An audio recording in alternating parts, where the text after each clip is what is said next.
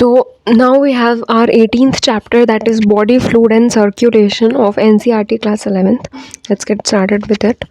You have learned that all living cells have to be provided with nutrition with nutrients, O2 and other essential substance.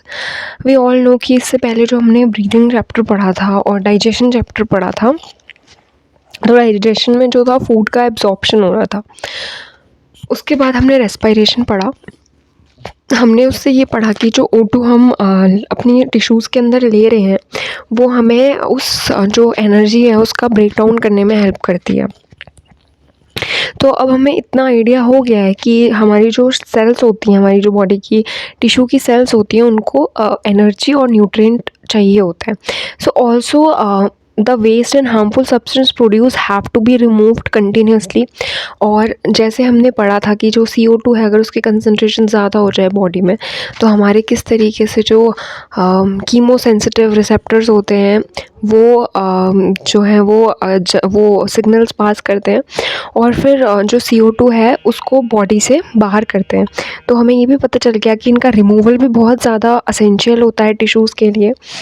It is therefore essential to have essential efficient mechanism for the movement of these substance to the cell and from the cell। तो अब ये भी बहुत efficient एक mechanism है कि हमको चाहिए कि जो इन सेल से सब्सटेंस को लेके आए या फिर इन सेल्स तक सब्सटेंस को पहुंचाए। So different group of animals have evolve different methods for this transport. तो जब हम सिंपलर एनिमल से बात करें जैसे पोरीफेरा, तो उसमें अलग तरीके का एक सिस्टम इवॉल्व होगा। While talking about very complex mammals, तो उनमें अलग तरीके का एक सिस्टम, मतलब वही सिस्टम और भी ज़्यादा इवॉल्व होगा। तो अब पहले हम सिंपल ऑर्गेनिज्म की बात करते हैं, जैसे कि स्पॉन्जेस हो गए, सिलेंट्रेट्स हो गए। तो इनमें क्या होता है, circulate water from their surrounding through their body cavity to facilitate the cell to exchange these substances। तो while talking about sponges means Porifera, तो उसमें तो सेलुलर लेवल की ही एसोसिएशन होती है, जो सेल एग्रीगेट करके ही पूरा सिस्टम बना हुआ होता है। तो उनमें क्या होता है कि बहुत एक जो सर्कुलेटरी जो वाटर होता है उसी को वो सर्कुलेट करके अपना ये एक्सचेंजिंग एक्टिविटीज़ करते हैं अपनी बॉडी में। More complex organism use specific fluid within their bodies to transport such material. उसके अलावा मोर कॉम्प्लेक्स, जैसे अगर मैं मैमल्स की बात करूँ तो मैमल्स में क्या है, ब्लड यूज़ होता है इस स्पेसिफिक फ्लूड के ट्रांसपोर्टेशन के लिए, मैकेनिज्म के लिए। So blood is the most commonly used body fluid by most of the higher organism including humans for this purpose। तो अब जो ब्लड होता है वो मोस्टली क्या होता है, बॉडी मतलब यूज़ होता है हायर ऑर्गेनिज्म से। और ये जो है ये ह्यूमंस में, मतलब specially while talking about humans, blood is commonly used in their body. So फिर another body fluid lymph also help in the transport of certain substances. तो उसके अलावा लिम्फ जो होता है बॉडी में वो भी हमें हेल्प करता है जो डिफरेंट सब्सटेंस होते हैं उनके ट्रांसपोर्टेशन के लिए। तो इस चैप्टर में हम यही पढ़ेंगे कि ये जो ब्लड और लिम्फ को हम टिश्यू फ्लूइड भी कहते हैं, तो इनकी कंपोजिशंस क्या हैं, इनकी प्रॉपर्टीज़ क्या हैं, इनका जो मैकेनिज्म है सर्कुलेशन का ब्लड का, वो सब यहाँ पे एक्सप्लेन किया गया है। सबसे पहले ब्लड। तो blood is special connective tissue consist of fluid matrix, plasma and formed elements. तो जो ब्लड होता है वो एक कनेक्टिव टिश्यू है। कनेक्टिव टिश्यू है तो ये इसमें क्या होते हैं, फ्लूइड मैट्रिक्स प्रेजेंट होती है, इसमें प्लाज्मा प्रेजेंट होता है और फॉर्म्ड एलिमेंट्स होते हैं।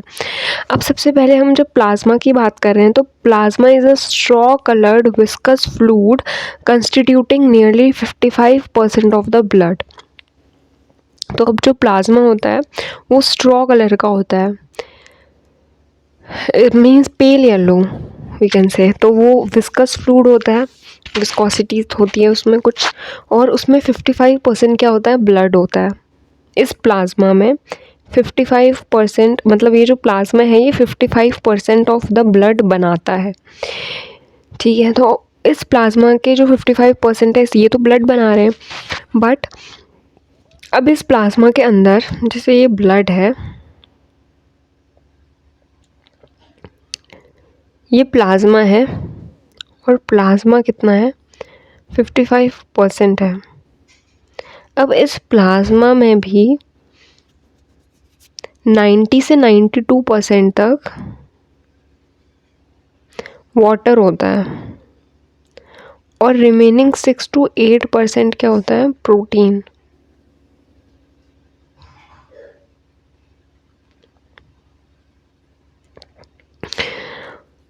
ठीक हो गया। And remaining 6 to 8% consist of protein. अब ये जो प्रोटीन है ये इनमें भी ये भी 3 तरीके के हैं। एक है एल्ब्यूमिन्स, एक है ग्लोब्यूलिन्स और एक है fibrinogen.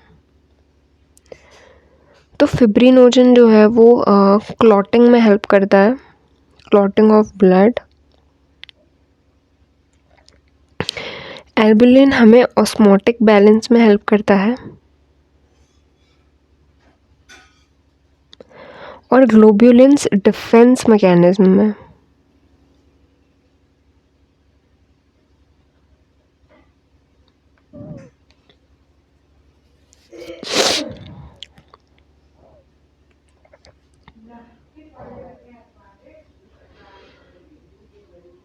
Now fibrinogens are needed for clotting of blood, जैसे मैंने तुम्हें एक्सप्लेन किया।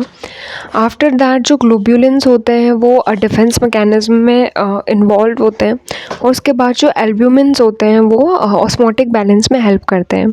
इसके अलावा जो प्लाज्मा होता है उसमें स्मॉल मिनरल्स भी प्रेजेंट होते हैं, मिनरल्स जैसे कि सोडियम, कैल्शियम, मैग्नीशियम, कार्बोनेट और क्लोराइड। इस तरीके के जो होते हैं वो क्या प्रेजेंट होते हैं, मिनरल्स प्रेजेंट होते हैं। इसके अलावा ग्लूकोज, अम्यूनो एसिड और लिपिड भी प्रेजेंट होते हैं, are also present in plasma as they are always in transit in the body. Now factor for coagulation of clotting of blood are also present in plasma in an inactive form. इसके अलावा जो clotting factors हैं या फिर जो coagulation है blood का, वो भी जो फैक्टर्स हैं वो बॉडी में प्रेजेंट होते हैं पर वो इनएक्टिव फॉर्म में प्रेजेंट होते हैं। और ये जो प्लाज्मा होता है जो कि बिना क्लॉटिंग फैक्टर्स के होता है उसे हम सीरम कहते हैं। It is important. Now we have formed element. तो फॉर्म्ड एलिमेंट जो है वो बाकी का 45% बनाते हैं ब्लड का। It's formed by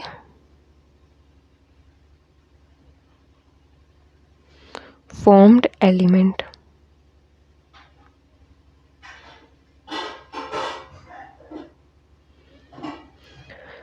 This is blood और ये कितना परसेंटेज होता है, 45%।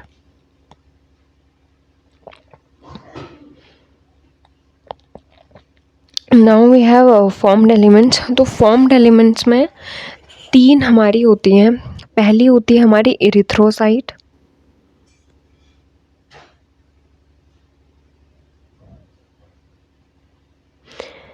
पहली हो गई इरिथ्रोसाइट।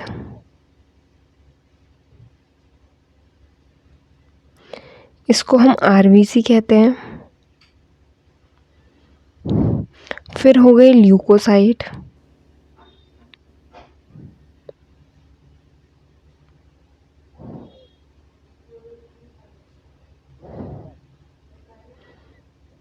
फिर हमारी होती हैं platelets.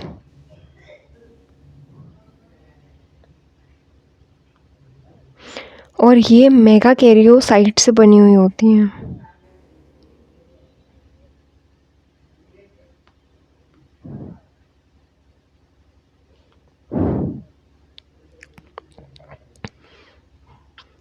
And one more question कि जो प्लाज्मा का ओरिजिन, सॉरी, ये जो ब्लड होता है इसका ओरिजिन क्या होता है।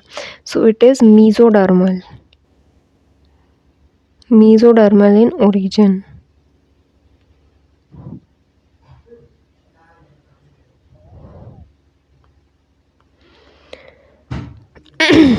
नाउ वी हैव एरिथ्रोसाइट जिन्हें हम रेड ब्लड सेल कहते हैं।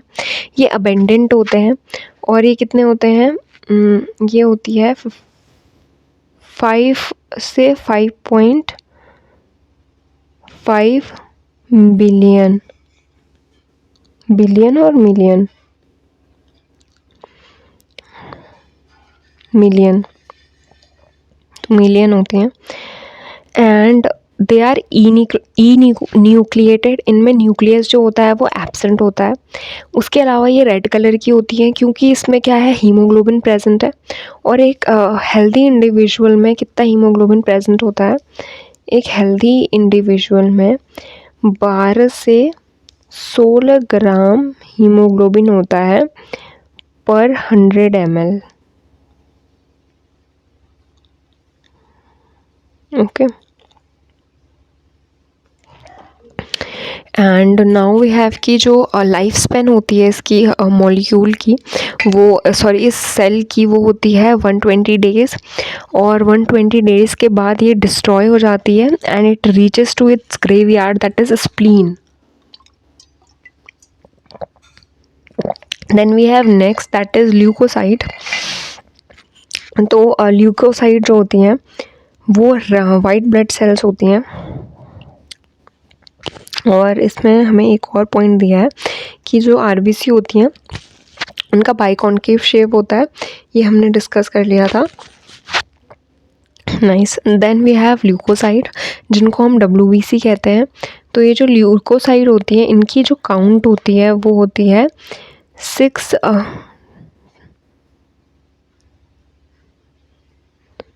ठीक है, ये इसकी काउंट होती है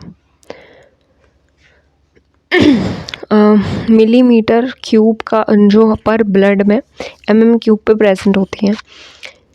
इनमें न्यूक्लियस प्रेजेंट होता है और ये रिलेटिवली कम होती हैं नंबर में in comparison to RBC. RBC तो मिलियंस में है। जो ल्यूकोसाइड होती हैं इनकी लाइफ स्पेन छोटी होती है और ये बेसिकली 2 तरीके की ल्यूकोसाइड होती हैं। तो यहीं से हम लेंगे,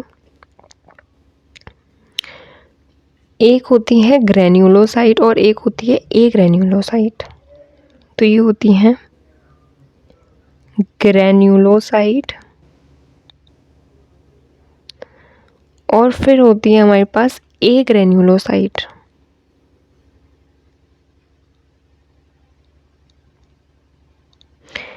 ए ग्रेन्युलोसाइट क्या होती हैं,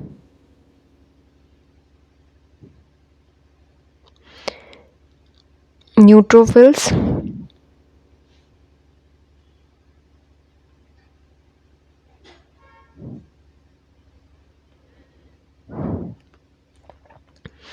बेसोफिल्स,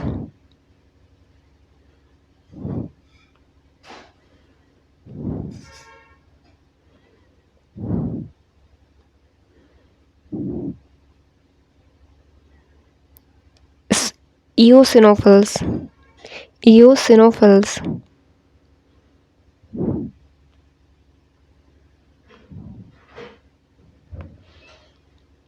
ठीक है। इओसिनोफिल्स जो होते हैं ये इसमें 2 लोब्स प्रेजेंट होते हैं। आफ्टर दैट बेसोफिल्स में क्या होता है, 3 लोब प्रेजेंट होते हैं। और न्यूट्रोफिल्स में क्या प्रेजेंट होता है, न्यूट्रोफिल्स में प्रेजेंट होते हैं, मल्टी लोब्ड होता है ये बेसिकली।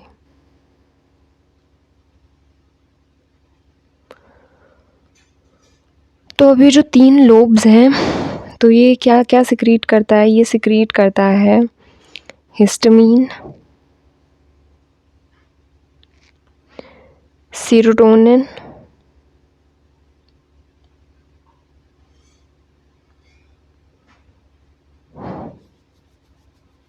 और एक और चीज़ रिलीज़ करता है ये। Then we have eosinophils. और स्नोफिल्स किस में एक्ट करते हैं, हमारी एलर्जिक रिएक्शंस में।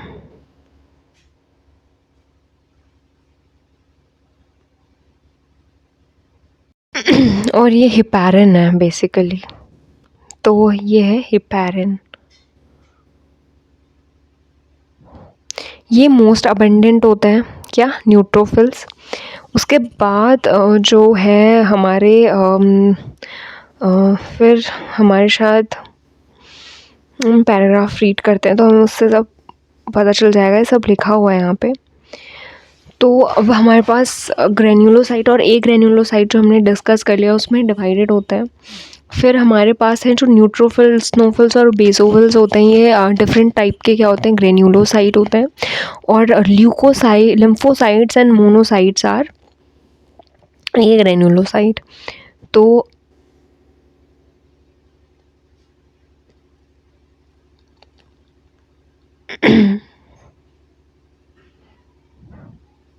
ओके, सो वी हैव, हमने उल्टा लिख दिया है, दीज आर ग्रेन्युलोसाइट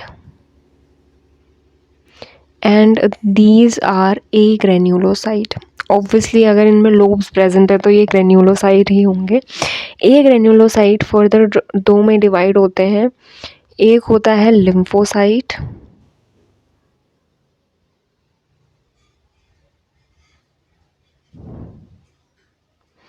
और फिर है मोनोसाइट।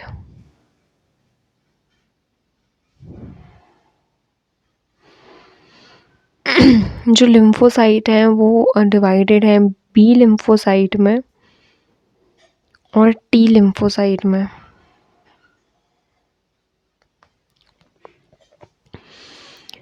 तो ये जो होता है ये हमारा ये WBC ल्यूकोसाइट का होता है पूरा। Then we will read the passage now.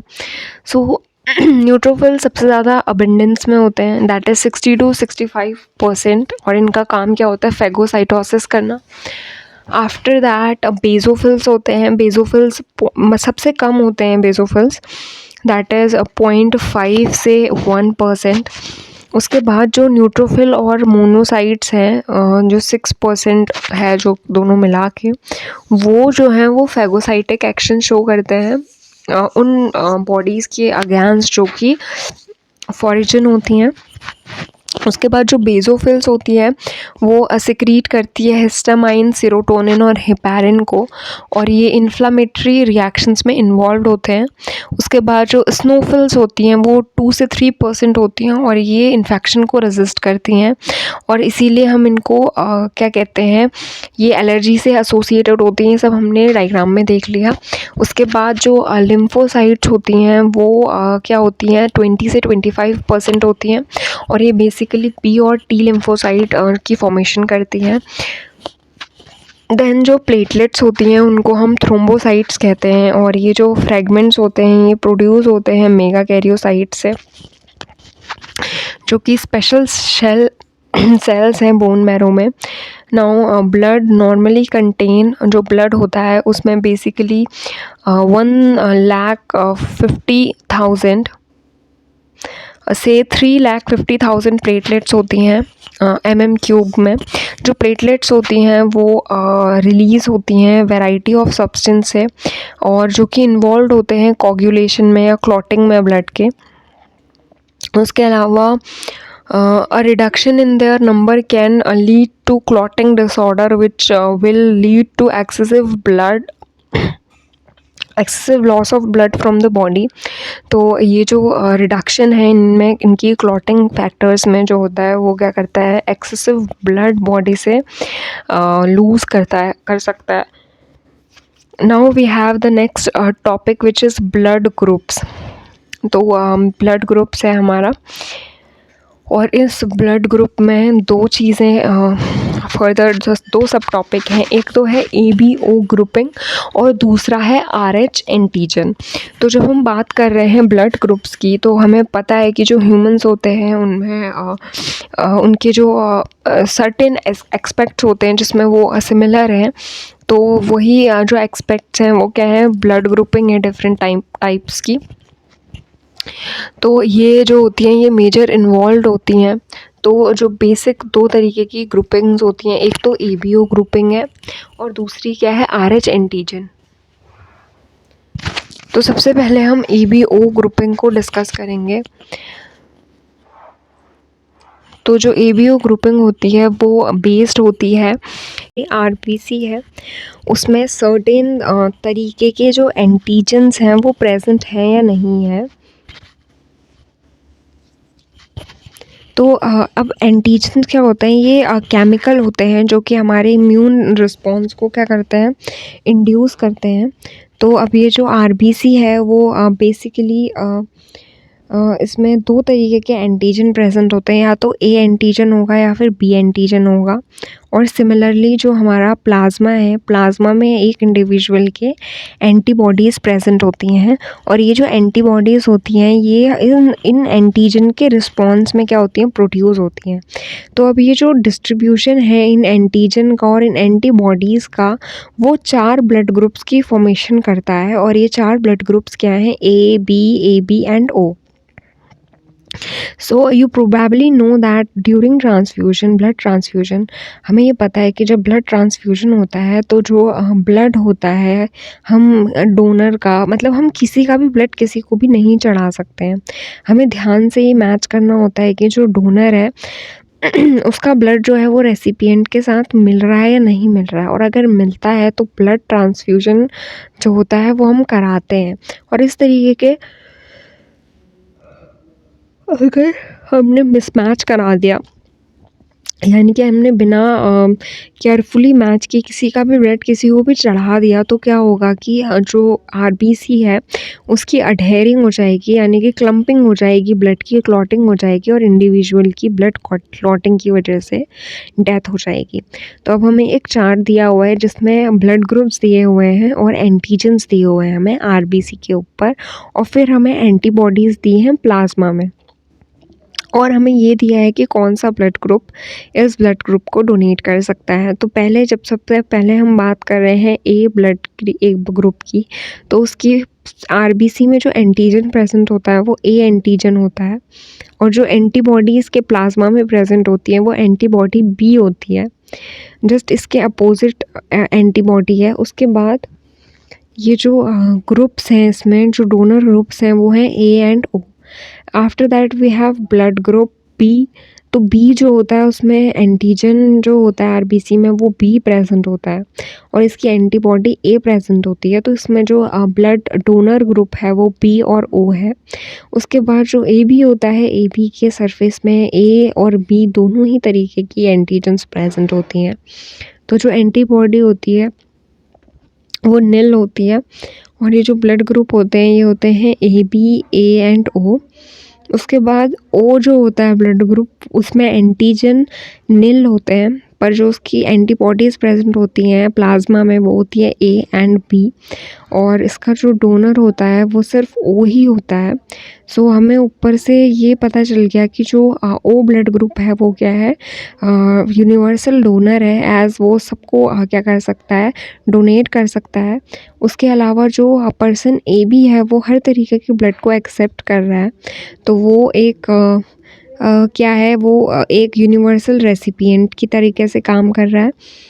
Now the next topic which we are going to discuss here is RH grouping. So another antigen RH is similar to the one present in rhesus monkey. So ये जो हमारे पास RH है, ये वही RH है जो रहीशस monkey में निकला था, और इसीलिए हम इसको RH कहते हैं। So is also observed in the surface of RBC. और ये भी एक ऐसा हम एंटीजन कह सकते हैं जो कि हमें आरबीसी के सरफेस पे हमें मिलता है। और 80% ऑफ द जो पॉपुलेशन है, ह्यूमन पॉपुलेशन है, उसमें जो है ये प्रेजेंट है RH एंटीजन, और इसीलिए हम 80% ऑफ द पॉपुलेशन को RH पॉजिटिव कहते हैं। और वहीं पे दोज जिनमें ये RH प्रेजेंट नहीं होता है, हम उन्हें RH नेगेटिव पर्सन्स कहते हैं। और ये जो अगर RH पॉजिटिव जो है वो स्पेशल क्या बनाते हैं, एंटीबॉडी बनाते हैं ट्रांसफ्यूजन से पहले। सो एक स्पेशल केस है RH इनकम्पैटिबिलिटी का, यानी कि RH की मिसमैचिंग का, जो हमें ऑब्जर्व होता है जब एक प्रेग्नेंट मदर है जो कि RH क्या है, नेगेटिव है, और वहीं पे जो उसका बच्चा है, जो उसका फीटस है, वो RH पॉजिटिव ब्लड ग्रुपिंग का है। अब होता क्या है कि जो RH एंटीजन है फीटस का, वो तो जो नेगेटिव है RH मदर का ब्लड, उससे जो फर्स्ट प्रेगनेंसी में है तो उन दोनों का ब्लड जो है वो अच्छे से सेपरेटेड होता है प्लेसेंटा में। लेकिन ड्यूरिंग डिलीवरी क्या होता है, जो फर्स्ट चाइल्ड की डिलीवरी होती है उसमें ऐसा ये पॉसिबिलिटीज़ होती हैं कि जो स्मॉल अमाउंट ऑफ ब्लड है वो RH पॉजिटिव फीटस का वो मदर के अंदर चले जाए। तो इस केस में क्या होगा कि जो मदर होगी वो क्या बनाने लग जाएगी, एंटीबॉडीज़ को बनाना शुरू कर देगी अपनी बॉडी में। तो इस केस में क्या होगा कि जो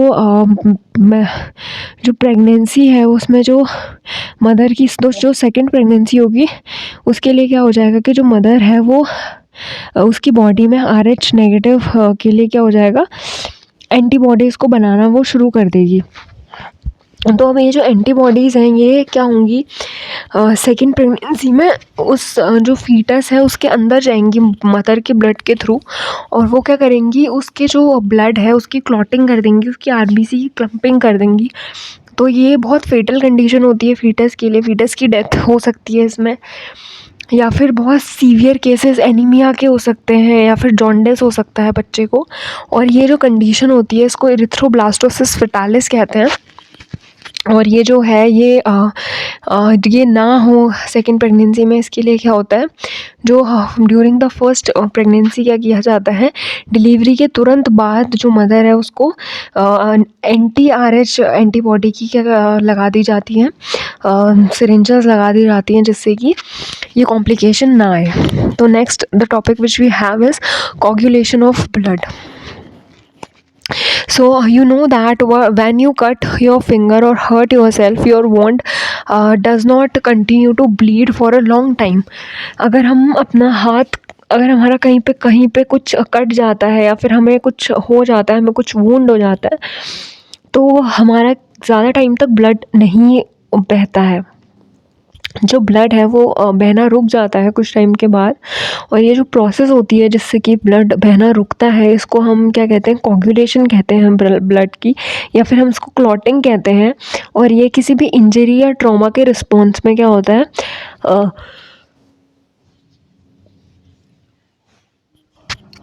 सामने आता है। और ये जो मैकेनिज्म है उसकी हेल्प से क्या होता है कि जो बॉडी है उससे एक्सेसिव ब्लड लॉस की जो कंडीशन होती है वो नहीं आती, मतलब ज़्यादा ब्लड लॉस नहीं होता बॉडी से। So you would have observed a dark reddish brown scum formed at the site of cut और an injury over a period of time.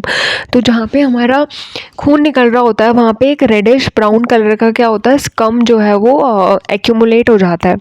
तो ये जो होता है ये क्लॉट और coagulum formed mainly of a network of threads called fibrins in which dead and decayed formed elements of blood are trapped. तो ये जो थ्रेड्स होते हैं, नेटवर्क होते हैं जो फाइब्रिन के, वो क्या करते हैं, वो डैमेज कर देते हैं, वो डेड और डैमेज जो फॉर्म्ड एलिमेंट्स होते हैं, फॉर्म्ड एलिमेंट जैसे कि RBC वगैरह, तो उनको वहाँ पे ट्रैप कर लेते हैं। और ट्रैप करने से क्या होता है, वहाँ पे एक क्लॉट बना देते हैं, कोगुलम बना देते हैं, जिससे फर्दर जो है ब्लड का क्या ना हो, मतलब ब्लड बहे ना, ब्लड का ज़्यादा जो बॉडी से बाहर उसका फ्लो है वो ना हो इतना। तो जो फाइब्रिन्स है वो एक इनएक्टिव फॉर्म में, जो इनएक्टिव फॉर्म है दैट इज़ फिब्रिनोजन, जो फिब्रिनोजन से वो बनते हैं। फिब्रिनोजन से जो फिब्रिन प्रोटीन है वो बनता है in the presence of an enzyme called thrombin. और ये जो थ्रोम्बिन है ये प्रोथ्रोम्बिन के किसमें प्रोथ्रोम्बिन की प्रेजेंट में थ्रोम्बिन में कन्वर्ट होता है। और एक एंजाइम कॉम्प्लेक्स होता है थ्रोम्बोकाइनेसिस इस रिएक्शन में। तो ये जो रिएक्शन है ये क्या है, चेन ऑफ रिएक्शंस है, तो इसीलिए इनको हम कैस्केड कहते हैं। कैस्केड मतलब चेन ऑफ रिएक्शन, जो जिसमें क्या है, बहुत सारे नंबर ऑफ फैक्टर्स जो हैं वो प्रेजेंट हैं तो जो प्लाज्मा होता है हमारा, उसमें बहुत सारे इनएक्टिव स्टेट में क्या होते हैं, ऐसे फैक्टर्स प्रेजेंट होते हैं जो इस तरीके की इंजरी और ट्रॉमा के टाइम पे रिलीज़ होते हैं। तो बेसिकली हम अगर एक उसके फॉर्म में देखें तो हम ये है कि ये थ्रोम्बिन है, ये प्रोथ्रोम्बिन है।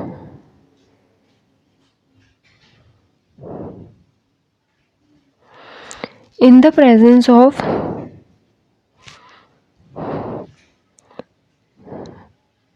thrombokinase, this prothrombin converted into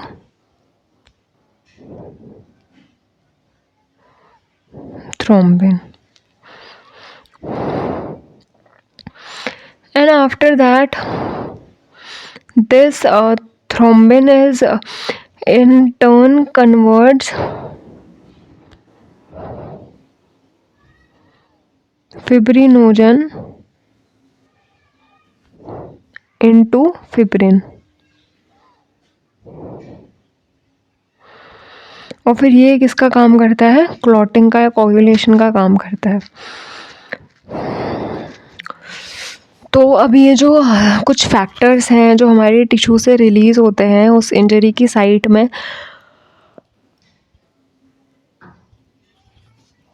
जो कोगुलेशन की इनिशिएशन करते हैं, और जो कैल्शियम होता है वो बहुत इम्पोर्टेंट रोल प्ले करता है। ये सारी प्रोसेस जो है ये कैल्शियम की प्रेजेंस पे होती है, कैल्शियम की प्रेजेंस पे होती है ये। तो ये बहुत इम्पॉर्टेंट होता है।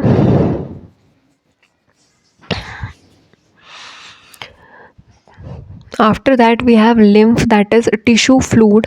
So as the blood passes through the capillary in tissue, some water along with small water molecule soluble substance move out into the space between the cells of tissue, leaving the large protein and most of the formed element in the blood vessel. तो जो हमारा blood होता है जब वो capillaries से पास होता है टिश्यू में, तो जो कुछ उसका जो वाटर होता है वो कैपिलरीज से बाहर आ जाता है, और उसके साथ में क्या होता है कि कुछ मतलब जो लार्ज प्रोटीन होते हैं वो तो सेल के अंदर ही रहते हैं, और जो फॉर्म्ड एलिमेंट्स हैं वो भी सेल के अंदर ही रहते हैं। तो ये जो फ्लूइड होता है जो रिलीज़ होता है, इंटरस्टिशियल फ्लूइड या फिर टिश्यू फ्लूइड जिसे हम कहते हैं, तो ये क्या कंटेन करता है, कुछ मिनरल्स वगैरह या फिर न्यूट्रिएंट्स, ये सब कुछ कंटेन करता है ये। And it has the same mineral distribution as that in plasma. और जैसे प्लाज्मा में जो मिनरल डिस्ट्रीब्यूशन होता है, सेम वही मिनरल डिस्ट्रीब्यूशन इस फ्लूइड में भी होता है, और ये एक्सचेंज ऑफ न्यूट्रिएंट्स का काम करता है और गैसेस के एक्सचेंज का काम करता है। तो जो ब्लड होता है और जो सेल्स होती हैं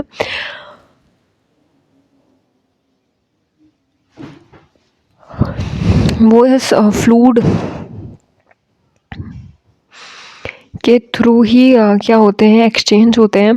तो ये एक इलेबोरेटेड नेटवर्क होता है वेसल्स का, जिनको हम लिम्फेटिक सिस्टम कहते हैं। और ये जो होते हैं ये क्या करते हैं, ये उस फ्लूइड को कलेक्ट करते हैं और फिर वापस से जो हमारी मेजर वेन होती है हार्ट में, वहाँ पे क्या कर देते हैं, ये ड्रेन कर देते हैं। तो ये जो फ्लूइड होता है ये प्रेजेंट होता है, और इस जहाँ पे ये प्रेजेंट होता है उसको हम लिम्फेटिक सिस्टम कहते हैं। और ये लिम्फ की जो फॉर्मेशन करता है, जो लिम्फ होता है वो बेसिकली कलरलेस होता है, मतलब उसमें कोई भी कलर प्रेजेंट नहीं होता है, कलरलेस फ्लूइड है वो। एंड उसमें कुछ स्पेशलाइज्ड लिम्फोसाइट्स होते हैं जो कि रिस्पॉन्सिबल होते हैं इम्यून रिस्पॉन्स के लिए बॉडी के।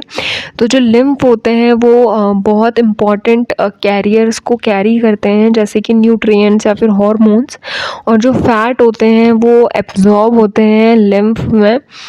और क्योंकि लिम्फ जो है ये जो लैक्टेल होता है हमारा इंटेस्टाइन की विलाई जो होती है वहाँ पे प्रेजेंट होता है लैक्टेल, तो जो फैट है वो वहाँ से एब्जॉर्ब होता है।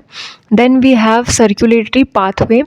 तो जो सर्कुलेटरी पाथवे होता है वो दो तरीके का होता है, एक होता है ओपन सर्कुलेटरी सिस्टम और दूसरा होता है क्लोज्ड सर्कुलेटरी सिस्टम। तो अब हम इसके बारे में पढ़ेंगे। So let's get started with circulatory pathway. Circulatory pathway are of two type. तो अब ये जो सर्कुलेटरी पाथवे होते हैं ये दो तरीके के होते हैं। एक तो होता है ओपन सर्कुलेटरी सिस्टम जो कि ऑर्थ्रोपोड या फिर मोलस्क में होता है, और दूसरा होता है क्लोज सर्कुलेटरी सिस्टम। तो अब हम सबसे पहले डिस्कस कर रहे हैं ओपन सर्कुलेटरी सिस्टम। तो ओपन सर्कुलेटरी सिस्टम जो होता है वो ऑर्थ्रोपोड और मोलस्क में प्रेजेंट होता है। तो इसमें क्या होता है ना, कोई भी ब्लड वेसल्स नहीं होती हैं। तो इसमें क्या होता है, जो हार्ट होता है वो डायरेक्टली पंप करता है एक ओपन स्पेस में जो कि बॉडी कैविटी में प्रेजेंट होता है, जो कि जिसको हम साइनस कहते हैं, साइनसेस कहते हैं।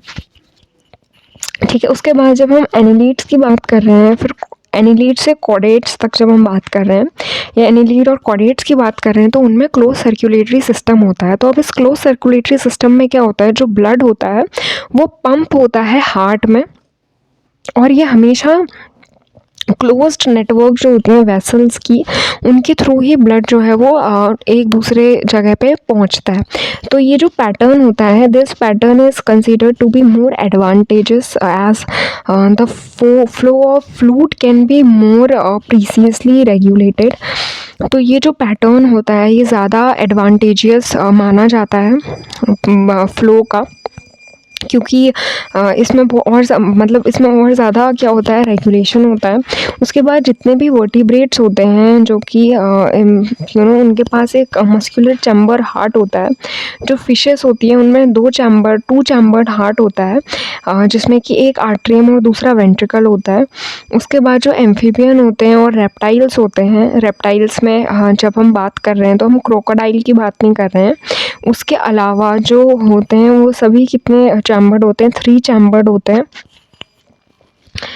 जिसमें कि 2 आर्टरिया होते हैं और एक वेंट्रिकुलर प्रेजेंट होता है। और इसमें ब्लड उतना ज़्यादा जो है डीऑक्सीजनेटेड और ऑक्सीजनेटेड मिलता नहीं है, बट फिर भी थोड़ा बहुत जो है वो डीऑक्सीजनेटेड ब्लड के साथ ऑक्सीजनेटेड ब्लड क्या है, मिक्स हो जाता है।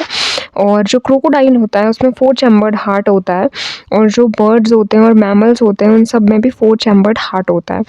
तो ये जो होता है ये 2 आर्टरिया और 2 वेंट्रिकल जो है वो प्रेजेंट होते हैं 4 चैम्बर्ड हार्ट में। जब हम फिशेस की बात कर रहे हैं तो जो फिशेस का हार्ट है वो पंप करता है डीऑक्सीजनेटेड ब्लड को, जो कि फिर ऑक्सीजनेटेड होते हैं गिल्स में, और फिर उसके बाद वो क्या करता है, पूरी बॉडी में सप्लाई करता है उस ब्लड की।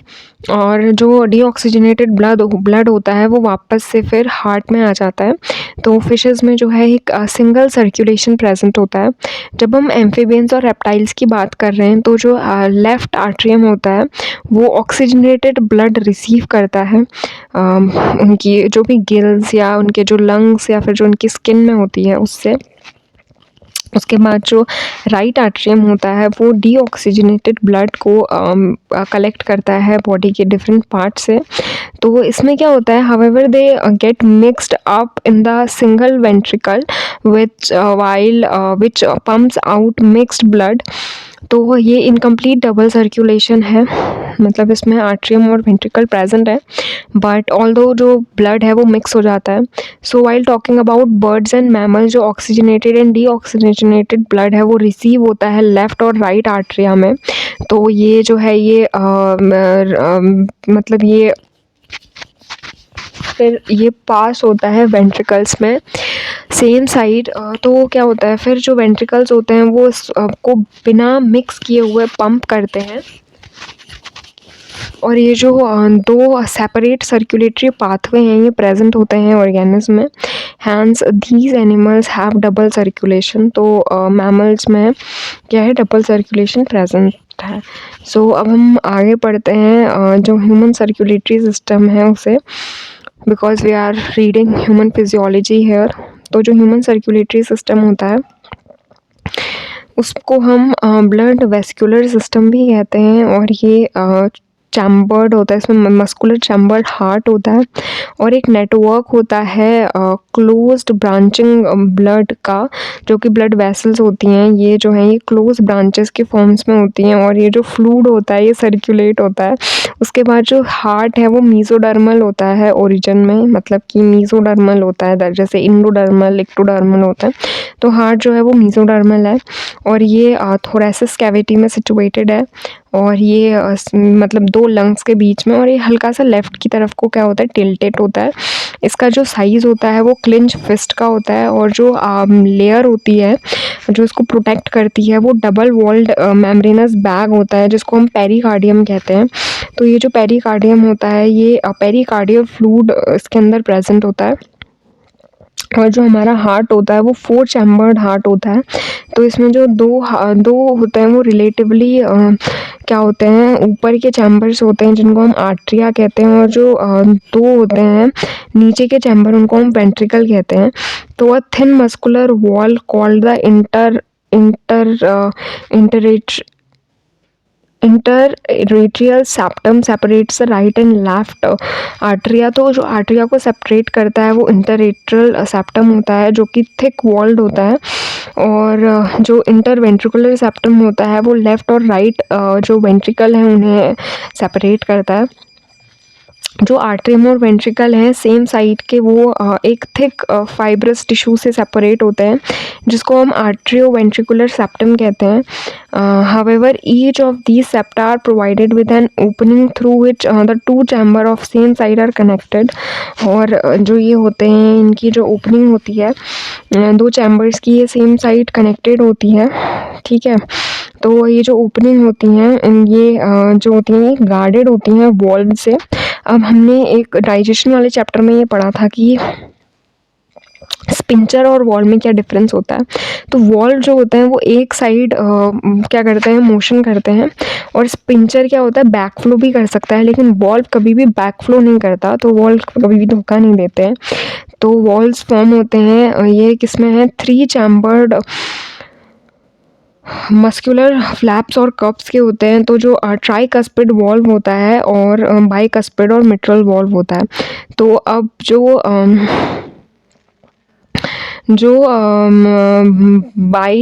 राइट आर्टरियम होता है उसमें ट्राइकस्पिड वॉल्व प्रेजेंट होता है, और जो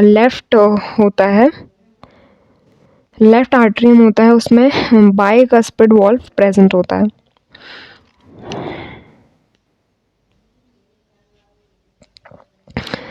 तो ये जो ओपनिंग होती है लेफ़्ट और राइट की, वो पल्मोनरी आर्टरी में होती है, और जो आयोटा होता है वो फिर प्रोवाइड करता है, उसमें सेमील्यूनर वॉल्व प्रेजेंट होते हैं।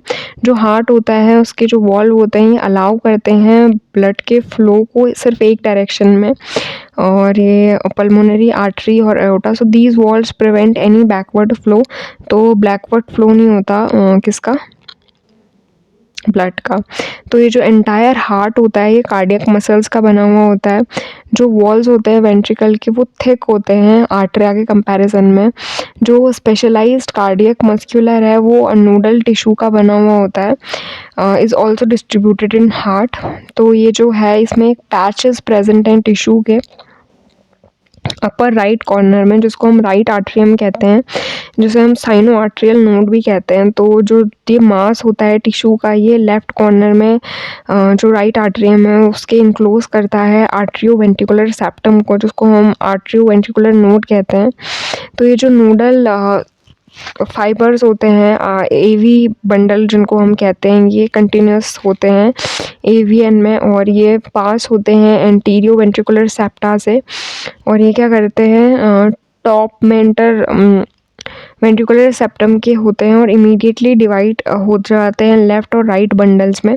तो ये जो बंडल्स होते हैं give rise to minute fibres through the ventricular musculature to respective side are called Purkinje fibres.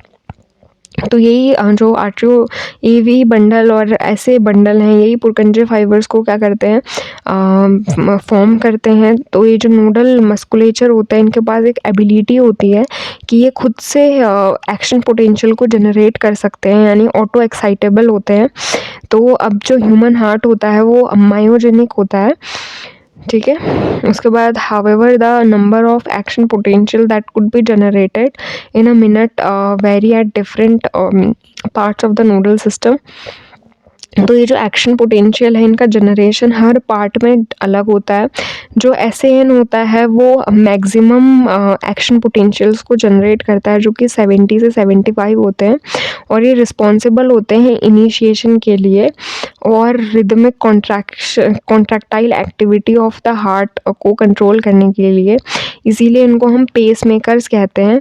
और जो हमारा हार्ट होता है वो नॉर्मली 70 से 75 टाइम्स 1 मिनट में क्या करता है, बीट होता है, जो कि एवरेज है 72 beats per minute. Now we have cardiac cycle we will look at the diagram. तो ये वेना कावा है, यहाँ से डीऑक्सीजनेटेड ब्लड आता है, ये साइनो आर्ट्रियल नोड प्रेजेंट है, और ये कहाँ पे प्रेजेंट होती है, आर्ट्रिया में प्रेजेंट होती है, राइट आर्ट्रियम में प्रेजेंट होती है। ये है RTO ventricular node, AV node कहते हैं जिसे हम, ठीक है। और ये जो कॉर्डिया टेंडेनी है, ये टेंडेंस होते हैं हार्ट के, जो कि इन वॉल्स को पकड़ के रखते हैं। ये राइट वेंट्रिकल है, और ये जो फाइबर्स हैं फिर ये बंडल ऑफ हिस में डिवाइड होते हैं आगे जाके, और फिर ये जो बंडल ऑफ हिस है फिर ये पुरकंचे फाइबर्स की फॉर्मेशन करता है। ये हमारे पास अयोटा प्रेजेंट है, हमारे पास पल्मोनरी आर्टरी और पल्मोनरी वेन है, और ये क्या है, लेफ़्ट आर्ट्रियम है। उसके बाद बंडल ऑफ हिस प्रेजेंट होता है, और ये लेफ़्ट आर्ट्रियम है, और ये क्या होता है, इंट्रा वेंट्रिकुलर सेप्टम प्रेजेंट है, और ये एपिक्स कहते हैं हम इसे, इस जो पतला रीजन है इधर। तो ये सेक्शन ऑफ हार्ट है, हार्ट जो होता है क्लिंच फिस्ट होता है। तो then we have cardiac cycle. So now we are with a cardiac cycle. How does the heart function? Let us take a look. So to begin with, all the 4 chambers of heart are relaxed in a relaxed state. तो अब हम cardiac cycle पढ़ रहे हैं कि heart function कैसे करता है। तो उसमें क्या होता है, सबसे पहले जितने भी 4 चैम्बर्स होते हैं, that is right atrium, right ventricular, left atrium, left ventricular, वो सभी किस में है, रिलैक्स्ड स्टेट में है। So they are in joint diastole. तो पहला जो हो गया वो हो गया जॉइंट डायस्टॉल का, कि दोनों क्या है, चारों रिलैक्स में है। As the tricuspid and bicuspid valves are open. अब जो 4 चैम्बर हैं, ये जो हमारा हार्ट है, सपोज दैट दिस, तो यहाँ के वॉल्व और यहाँ के वॉल्व दोनों खुल गए। Blood from pulmonary vein and vena cava flows into the right and the left ventricle respectively through the left and right arteria.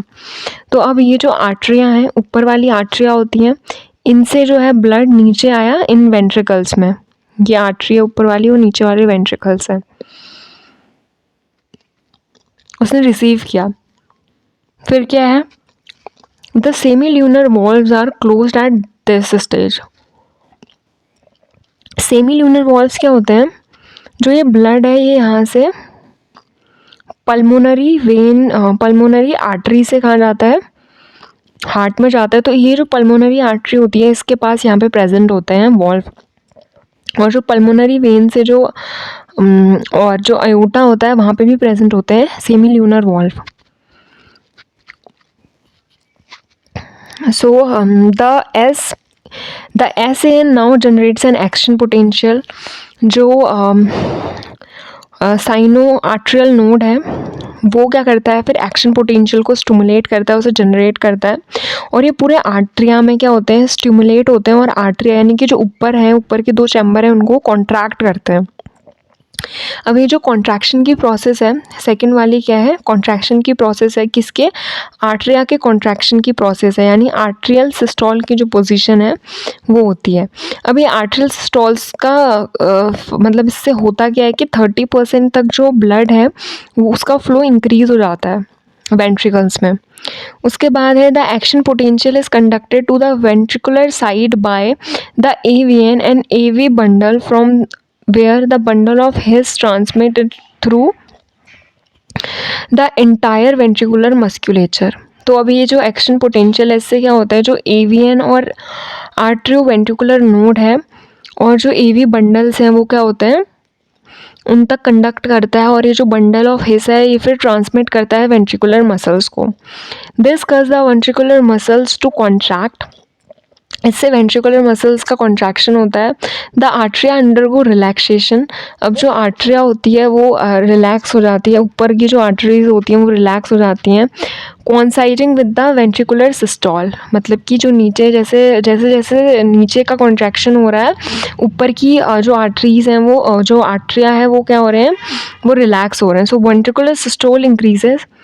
तो थर्ड क्या है, वेंट्रिकुलर सिस्टोल है, और इसी के साथ में क्या हो रहा है, रिलैक्सेशन हो रहा है आर्ट्रिया का, यानी कि आर्ट्रियल डायस्टोल और वेंट्रिकुलर सिस्टोल साइमल्टेनियसली होते हैं। वेंट्रिकुलर सिस्टोल से नीचे के वेंट्रिकल्स के कॉन्ट्रैक्शन से क्या होता है, जो वेंट्रिकल्स का प्रेशर होता है वो बढ़ता है, और ये जो ट्राइकस्पिड और बाइकस्पिड वॉल्व्स हैं ये क्या होते हैं, बंद होते हैं ये, क्योंकि in attempt of backflow of blood, और फिर ये क्या करता है, वेंट्रिकल्स में ब्लड का प्रेशर इंक्रीज होता है, जो नीचे के वॉल प्रेजेंट होते हैं, और ये फिर क्या करते हैं, जो सेमी ल्यूनर वॉल्स होते हैं उनको धकेलते हैं पीछे को, और पल्मोनरी आर्टरी और अयोटा में क्या करते हैं, ब्लड को पंप करते हैं। तो इससे क्या होता है, उनमें फ्लो होता है ब्लड, और इसके बाद क्या होता है, सर्कुलेटरी पाथवे से फिर क्या होता है, ब्लड का फ्लो होना शुरू होता है। तो वेंट्रिकल नाउ रिलैक्स, तो वेंट्रिकल्स का सिस्टोल होता है, जो प्रेशर है वो क्या होता है, कम होता है। तो इससे क्या होता है, प्रेशर कम होने से जो सेमी ल्यूनर वॉल्व में वो बंद हो जाते हैं, और इससे क्या होता है कि जो बैक फ्लो है ब्लड का वो नहीं होता वेंट्रिकल्स में। ऐसे वेंट्रिकुलर प्रेशर डिक्लाइंस, जैसे जैसे वेंट्रिकल्स का प्रेशर कम होते रहता है, वैसे वैसे ट्राइकस्पिड और जो बाइकस्पिड वॉल्व्स हैं ये पुश करती हैं खुद को, उनको अपने आप को ओपन करने के लिए उस प्रेशर से, by the blood which was being emptied into the veins, जो कि ब्लड वेन्स में एम्पिटी हो रहा था। The blood now once again moves freely to the ventricles, तो ये जो ब्लड होता है अभी आराम से वेंट्रिकल्स में फ्रीली क्या कर सकता है, मूव कर सकता है। The ventricles and artery are now again in a joint diastole state, तो ये वेंट्रिकल और आर्टरिया जो होते हैं ये दोनों के दोनों एक रिलैक्सेशन की स्टेट में आ जाते हैं पहले की तरह से। Soon the SAN generate a new action potential, इसके बाद जो साइनो आर्ट्रियल नोड होता है उसमें एक एक्शन पोटेंशियल जनरेट होता है। The event described above are repeated in that sequence and the process continues, तो फिर यही प्रोसेस जो है ये फिर कंटिन्यूसली क्या होती है, होती रहती है रिपीटेड मैनर में। This sequence event in the heart which is cyclically repeated is called the cardiac cycle, और इसी को, क्योंकि ये इवेंट जो है ये बार बार रिपीट हो रहा है, तो इसको हम एक क्या कहेंगे, हम कार्डियक साइकिल कहेंगे। And it consist of systole and diastole of both the artery and ventricle, और इसको हम क्या कहते हैं, सिस्टोल कहते हैं, और डायस्टोल की प्रोसेस कहते हैं आर्टरी और वेंट्रिकल की। As mentioned earlier the heart beat 72 times per minute, तो ये जो हार्ट होता है ये 72 टाइम्स जो है वो बीट करता है। That many cardiac cycle are performed per minute, और इन 32 जो टाइम्स एक मिनट में जो हार्ट बीट करता है, यानी कि इतनी बार जो है कार्डियक साइकिल परफॉर्म होती हैं। For this it would be deduced that the duration of cardiac cycle is 0.8 second, यानी कि ये जो पूरी पंपिंग की प्रोसेस है ये 0.8 सेकेंड्स की होती है। During a cardiac cycle, each ventricle pump out approximately 70 ml of blood, which is called stroke volume। तो ये जो होती है वेंट्रिकुलर पंप की प्रोसेस, इसमें 70 ml जो है ब्लड एक बार में क्या हो रहा है, पंप हो रहा है, तो इसको हम क्या कहते हैं, स्ट्रोक वॉल्यूम कहते हैं। So the stroke volume multiply by the heart rate, तो ये जो स्ट्रोक वॉल्यूम है जब हम इसको हार्ट रेट से मल्टीप्लाई कर देते हैं तो ये कार्डियक आउटपुट देता है। और ये जो कार्डियक आउटपुट होता है इसको हम इस तरीके से डिफाइन कर सकते हैं कि ये जो ईच वेंट्रिकल है, ईच वेंट्रिकल में ऑन एन एवरेज कितना ब्लड जो है वो प्रेजेंट है एक हेल्दी इंडिविजुअल में, तो वो होता है 5000 ml से 5 लीटर, यानी कि 5 लीटर ब्लड जो है वो हर मिनट में हमारे बॉडी से, हमारे हार्ट से क्या होता है, जाता है डीऑक्सीजनेटर और ऑक्सीजनेटर होके। So the body has the ability to alter the stroke volume as well as the heart rate. तो हमारी बॉडी के पास ये एबिलिटी होती है कि वो स्ट्रोक वॉल्यूम को और हार्ट रेट को अल्टर कर सके। और अब अगर स्ट्रोक वॉल्यूम और हार्ट रेट अगर अल्टर होगा तो जो कार्डियक आउटपुट है वो भी चेंज होगा। For example, the cardiac output of an athlete will be much higher than an ordinary man. तो कार्डियक आउटपुट किसी भी एथलीट वगैरह का बहुत ज़्यादा होगा in comparison to an ordinary man. So during each cardiac cycle 2 prominent sounds are produce. और ये जो कार्डियक साइकिल होती है इसके टाइम पे 2 हार्ट के साउंड जो हैं वो प्रोड्यूस होते हैं। एक होता है लब साउंड और दूसरा होता है डब साउंड। तो ये जो पहला साउंड होता है दैट इज़ लब, वो एसोसिएटेड होता है जब ट्राइकस्पिड और बाइकस्पिड वॉल्व जो होते हैं वो बंद होते हैं। whereas the second heart sound that is dub is associated with the closure of semilunar valve। और जो दूसरा हार्ट साउंड है वो तब प्रोड्यूस होता है जब जो सेमी ल्यूनर वॉल्व्स हैं वो बंद होते हैं। So these sounds are of clinical diagnostic significance. तो इनकी अगर इन साउंड्स में कोई चेंजेस आ रहा है तो उससे हम ये पता लगा सकते हैं कि हाँ भाई हार्ट में कुछ डीफॉर्मेलिटी है या फिर हार्ट अच्छे से फंक्शन नहीं कर रहा है, ये सब। So our next topic is electrocardiograph, that is ECG. Now let's get started with electrocardiograph, that is ECG. You are probably familiar with the scenes from a typical hospital television show.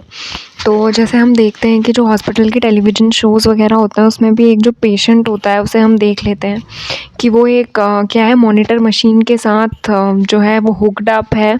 और फिर क्या होता है, screen में beep beep के sound आ रहे होते हैं।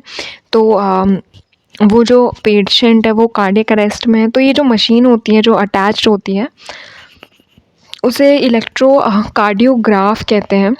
मतलब जो मशीन होती है इलेक्ट्रोकार्डियोग्राफ की, ये कार्डियोग्राम होती है। और ये जो मशीन का टाइप है ये इलेक्ट्रोकार्डियोग्राफ है। और ये जो ECG है is a graphical representation of electrical activity of the heat during a cardiac cycle. तो ये जो मशीन है ये ग्राफिकल एक रिप्रेजेंटेशन होता है इलेक्ट्रिकल एक्टिविटीज़ का। और ये क्या करती हैं, ये हार्ट की इलेक्ट्रिकल एक्टिविटीज़ को रिप्रेजेंट करती हैं कार्डियक साइकिल की। To obtain a standard ECG as shown in the figure, a patient is connected to the machine with 3 electric leads. तो अब जो पेशेंट होता है वो 3 इलेक्ट्रिक लीड्स से कनेक्टेड होता है। उसमें से एक जो होती है वो उसकी व्रिस्ट पे अटैच होती है और एक लेफ़्ट एंकल पे होती है। That continuously monitor the heart activity. और ये क्या होती हैं, ये हार्ट की एक्टिविटीज़ को मॉनिटर करती हैं। For a detailed evolution of heart function multiple leads are attach to the chest region. और अच्छे से और डिटेल में इन सभी एलिवेशंस को पढ़ने के लिए हमारी चेस्ट के रीजन में भी क्या है अटैच की हुई होती है। Here we will talk only about a standard ECG। तो हमें एक स्टैंडर्ड ECG यानी कि एक स्टैंडर्ड जो एक हेल्दी ह्यूमन का ECG है हम उसके बारे में बात कर रहे हैं। तो उसकी जो पीक्स होती हैं वो डिफ़ाइन होती हैं PQ, मतलब PQRST करके। जो P वेव होती है वो इलेक्ट्रिकली एक्साइटेशन या फिर डीपोलराइजेशन को शो करती है आर्टरिया का, यानी कि कॉन्ट्रैक्शन आर्टरीज़ का। ठीक हो गया। तो यहाँ पे क्या है, ये कॉन्ट्रैक्शन है आर्टरीज़ का। उसके बाद जो Q होती है, QRS जो होती हैं वो शो करती हैं डीपोलराइजेशन वेंट्रिकल का, यानी कि वेंट्रिकल्स का क्या हो रहा है, डीपोलराइजेशन हो रहा है यहाँ पे, विच इनिशिएट्स द वेंट्रिकुलर कॉन्ट्रैक्शन। तो इससे क्या होता है, वेंट्रिकल्स का कॉन्ट्रैक्शन जो होता है वो हमें शोन हो जाता है। The contraction start shortly after Q and marks the beginning of the systole. तो ये जो कॉन्ट्रैक्शन होता है ये शुरू होता है थोड़े से टाइम के बाद Q जो है उसके कॉन्ट्रैक्शन के बाद, and marks the beginning of the systole. और फिर क्या होता है, सिस्टोल की बिगिनिंग होती है, यानी कि सिस्टोल का कॉन्ट्रैक्शन जो है वो स्टार्ट हो जाता है। The T wave represents the return of ventricle from excitation to normal repolarization। तो ये जो टी है ये क्या होती है, ये फिर क्या करती है, ये कॉन्ट्रैक्शन करती है वेंट्रिकल्स का। और आर्ट्रिया का क्या होता है, सॉरी, जो वेंट्रिकल्स हैं वेंट्रिकल्स का रिलैक्सेशन है। और फिर जो उसके बाद जो होती है, मतलब एंड ऑफ सिस्टोल, यानी कि कॉन्ट्रैक्शन का एंड जो ये शो करती है।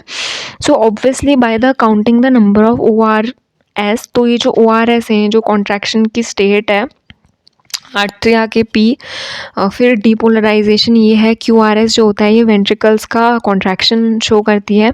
और फिर ये जो टी है ये रिलैक्स, जो वेंट्रिकल का जैसे जैसे कॉन्ट्रैक्शन होता है ना आर्ट्रिया का, वैसे वैसे रिलैक्सेशन होता है। और फिर क्या है, वेंट्रिकल्स का रिलैक्सेशन होता है। तो ये जो है, ये ह्यूमन की जो QRS की हमारी काउंट है, इसको काउंट करके हम एक ह्यूमन का जो हार्ट रेट है हम वो डिफ़ाइन कर सकते हैं एक इंडिविजुअल का। Since the ECG obtained from a different individual have roughly the same shape for a given lead configuration, तो any deviation from this shape indicate a possible abnormality or disease। तो अब ये जो ECG है इसका जो मतलब इसकी जो ग्राफ हैं उनमें जो उनके जो शेप्स का जो वो है डेविएशन है, वो करके क्या हो सकता है, हम किसी भी एबनॉर्मेलिटी या फिर डिज़ीज़ का पता लगा सकते हैं। तो इसको हम एक बहुत मतलब क्लिनिकल सिग्निफिकेंस के लिए हम यूज़ करते हैं। Now the next topic which we have is double circulation. So the blood flow is strictly by a fixed route through blood vessels. तो ह्यूमन बॉडी की जब हम बात कर रहे हैं, या फिर जब हम स्पेशली जब हम डबल सर्कुलेशन की बात कर रहे हैं, जिन भी ऑर्गेनिज्म में डबल सर्कुलेशन होता है, तो वो बेसिकली ये होता है कि उसमें ये सिर्फ ब्लड वेसल्स के थ्रू होता है, मतलब ब्लड वेसल्स इन्वॉल्व होती हैं इसमें। और जो ब्लड वेसल्स होती हैं वो क्या होती हैं, आर्टरीज और वेन्स होती हैं basically. So basically each artery and when consist of 3 layers. तो जो आर्टरी और वेन होती हैं वो उनमें 3 लेयर्स प्रेजेंट होती हैं। जो इनर लेयर होती है वो स्क्वैमिश एंडोथेलियम होती है, जो कि ट्यूनिका इंटिमा बनाती है। उसके बाद जो मिडिल लेयर होती है वो स्मूथ मसल्स की होती है और ये इलास्टिक फाइबर्स की होती है। उसके बाद जो ट्यूनिका मीडिया है वो and external layer of fibrous connective tissue with collagenous fibre, the tunica externa. उसके बाद जो आउटर मोस्ट लेयर है वो ट्यूनिका एक्सटर्ना होती है, जो कि कोलेजन फाइबर्स की बनी हुई होती है। So the tunica media is comparatively thin in the veins. तो ये जो ट्यूनिका मीडिया होती है ये बहुत ज़्यादा थिन होती है वेन्स में। As mentioned earlier, the blood pumped by the right ventricle enters the pulmonary artery. तो जो ब्लड पंप होता है राइट वेंट्रिकल से वो हमारी पल्मोनरी आर्टरी में एंटर करता है, where as the left ventricle pumps blood into the aorta. और जो लेफ़्ट साइड का जो ब्लड होता है वो पंप होता है अयोटा में। The deoxygenated blood pumped into the pulmonary artery is passed on to the lungs. तो ये जो डीऑक्सीजनेटेड ब्लड होता है ये पल्मोनरी आर्टरी से पास होता है और हमारे लंग्स में पहुंचता है। और लंग्स में पहुंचने के बाद क्या होता है, जो ऑक्सीजनेटेड ब्लड है वो वहाँ से कैरी आउट होता है और वो पल्मोनरी वेन्स जो होते हैं उनमें पहुंचता है, कहाँ पे, लेफ्ट आर्ट्रियम में। So this pathway constitute the pulmonary circulation. तो ये एक पल्मोनरी सर्कुलेशन का पाथवे है। The oxygenated blood entering the aorta is carried by a network of arteries, arterioles and capillaries to the tissue from where the deoxygenated blood is collected by a system of venules।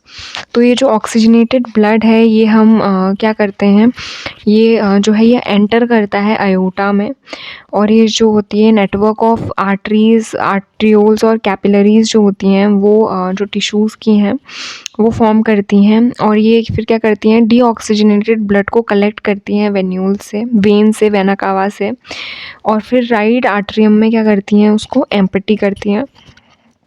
This is the systemic circulation. तो ये एक systemic circulation है, यानी double circulation को हम systemic circulation कहते हैं। जो सिस्टमिक सर्कुलेशन है ये न्यूट्रिशन, ऑक्सीजन और एसेंशियल सब्सटेंस प्रोवाइड करता है टिश्यू को, और टिश्यूज़ से जो हार्मफुल गैसेस होती हैं इन सबको एलिमिनेट करता है। A unique vascular connection exits between digestive tract and liver called hepatic portal system. तो ये जो लिवर है और जो ये स्टमक है, इनके बीच में एक पोर्टल सिस्टम होता है जिसको हम हेपेटिक पोर्टल सिस्टम कहते हैं। The hepatic portal vein carries blood from intestine to the liver before it delivers to the systemic circulation. तो अब ये जो हेपेटिक पोर्टल वेन होती हैं, ये ब्लड को कैरी करती हैं इंटेस्टाइन से लिवर में उसकी डिलीवरी करने से पहले। तो ये एक कैसा सर्कुलेशन है, सिस्टमिक सर्कुलेशन है। Special coronary system of blood vessel is present in our body exclusively for the circulation of blood to and form a cardiac musculature. तो ये जो स्पेशल एक कोरोनरी सिस्टम है वो होता है ब्लड वेसल का, जो कि प्रेजेंट है बॉडी में हमारी एक्सक्लूसिवली, और ये ब्लड सर्कुलेशन करती है और एक कार्डियक मस्कुलेचर की फॉर्मेशन करती है। तो जो भी हमारी थ्योरी लिखी थी वो इस डायग्राम में हमको शोन है, मतलब हम इस डायग्राम से पढ़ सकते हैं वो। तो पहले तो हमें ब्लड वेसल्स के बारे में बताया था। तो ब्लड वेसल्स अगर हम देख रहे हैं तो हम जब आर्टरीज़ की बात कर रहे हैं, और तो आर्टरीज़ क्या हैं, देखो इस तरीके से होती हैं आर्टरीज़। जो इसमें स्मूथ मसल्स हैं वो बहुत थिक हैं और बहुत छोटा सा ल्यूमन प्रेजेंट है इसमें। ल्यूमन की वॉल्यूम बहुत ज़्यादा है और ये जो स्मूथ मसल्स हैं उन वो बहुत कम है। तो ये वेन है और ये आर्टरी है। तो डोर्सल आयोटा, ये पल्मोनरी वेन, लंग्स में फिर ब्लड क्या होता है, प्योर ऑक्सीजनेटेड होता है और फिर वो वेन्स में आता है। Now we have regulation of cardiac activity. तो हमारी जो कार्डियक एक्टिविटीज़ हैं वो किस तरीके से रेगुलेट होती हैं। So normal activities of heart are regulated intrinsically, that is auto regulated by specialised muscles nodal tissue. तो ये जो नॉर्मल एक्टिविटी होती है हार्ट की वो इंट्रांसिकली रेगुलेट होती है जो नोडल टिश्यूज़ होती हैं उनसे। और जो ह्यूमन हार्ट होता है वो मायोजेनिक होता है, यानी कि सेल्फ रेगुलेटरी होता है। A special neural centre in medulla can moderate the cardiac function.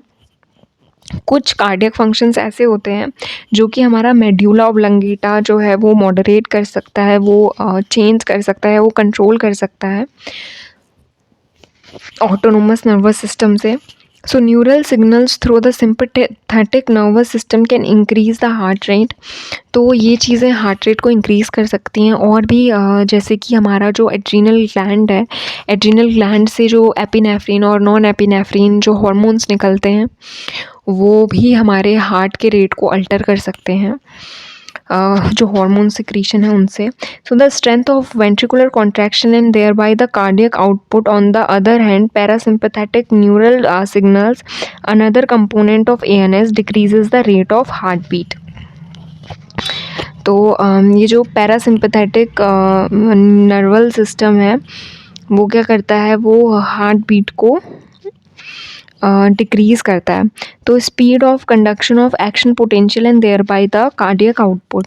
तो ये क्या है, ये कार्डियक आउटपुट को वो करता है, मतलब जो कंडक्ट करता है एक्शन पोटेंशियल को, और फिर जो कार्डियक आउटपुट है वो चेंज होता है। फिर adrenal medullary hormones can also increase the cardiac output.